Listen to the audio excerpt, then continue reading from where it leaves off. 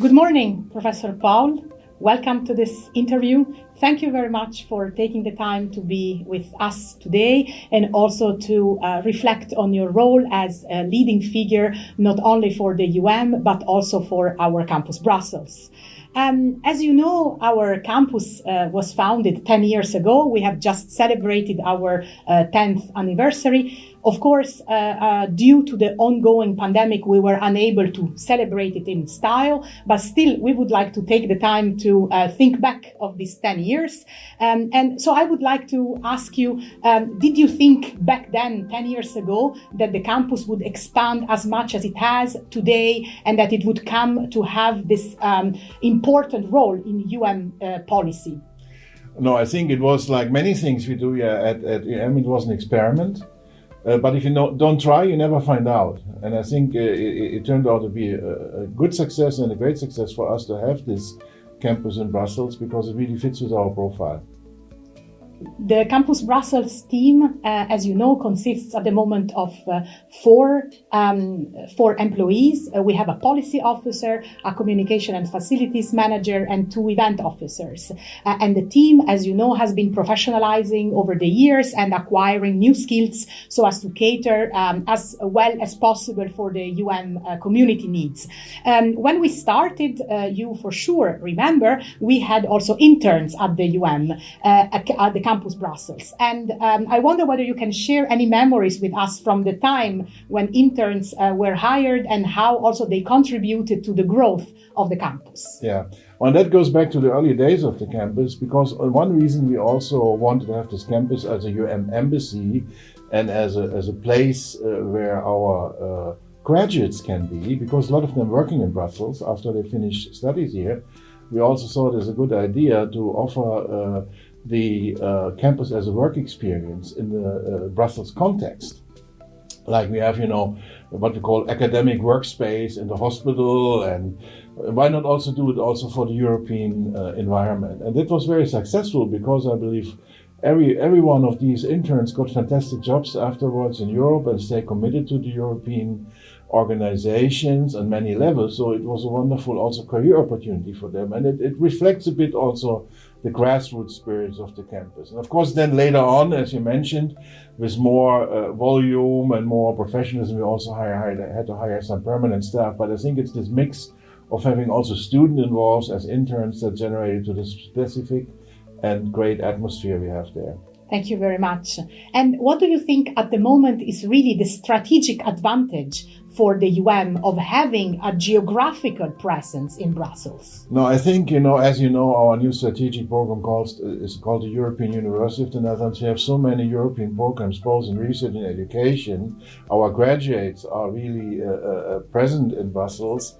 So on many levels, it's a logical choice because it gives us a certain image, visibility in the European context, and many of the successful activities that we have employed were really the campus contributed to that. I think about European networks that we formed, European research grants that we got, and really these 3 pillars as a hub for education, as a research hub, and as this embassy where also our graduates can be, that creates a very lively community. And I think that's why our university is so unique in this context. Mm-hmm.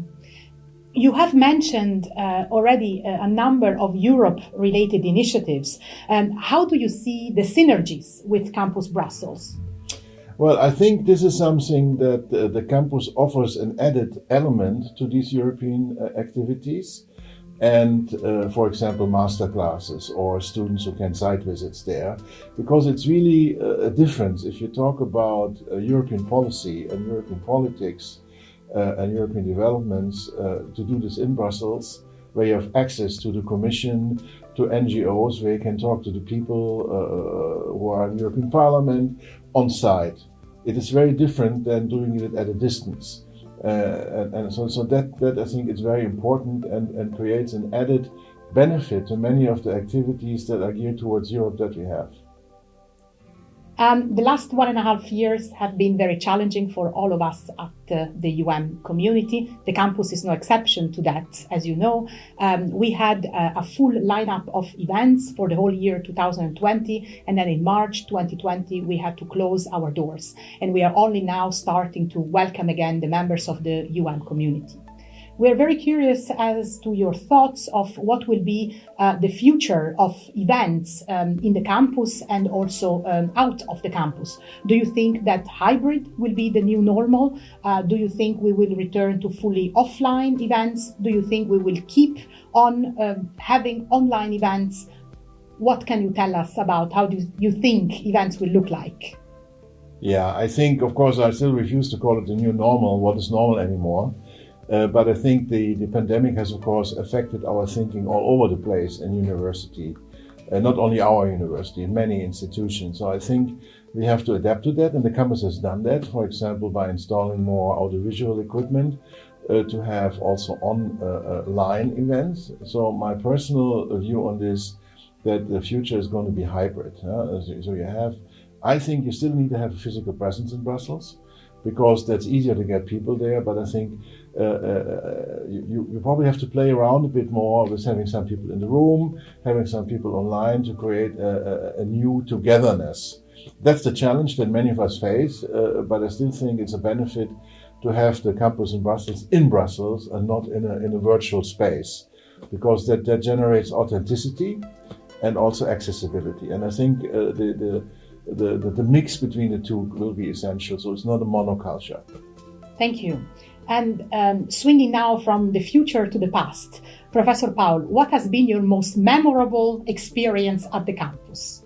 I think it was really the events, the meetings that we had when we created the UFA Alliance, the Young Universities for the Future of Europe Alliance, which is now funded by the European Commission. Because it was wonderful to be there with colleagues from other universities and to have to experience the same spirit. And I remember very well, we also do this in a room where we have a kind of a painting that is signed by all heads of state from the Maastricht conference when the Maastricht Treaty was negotiated. So I think it's also a bit this spirit in this room that helped us to really find together as representatives of 10 European universities and many others. This was really something that is still very memorable for me, and it has a special place in my heart. Truly in line with our ambitions of being the European university. Certainly, and that is by no means exclusive, but we can make a lot of arguments why we are indeed the European university, and I think the campus Brussels is one of these very unique points that we can offer. And then I would have a final question looking again at the future. What would be your tip or what would be your suggestions to the new president that will take over the Campus Brussels portfolio? Anything you would like to share? Well, of course, I know the new president of the university very well, and I know that she is also very committed to the European dimension. So I think that is something I just say keep in contact and appreciate and support the good work that the Campus Brussels team is doing. So I'm quite optimistic for the future, and I think that this campus will be an essential part also in the future under a new leadership of this university, and it should be that way. Well, Professor Paul, we come to the end of this interview. We wish to thank you again for all your support to the campus throughout these years. And of course, from us at the campus, we wish you the best for your next career step. Well, thanks very much. And I also like to be a Campus Brussels alumnus and stay in touch with you and see and watch your successes from the distance. Thank you. You shall receive the newsletter soon. Thank you.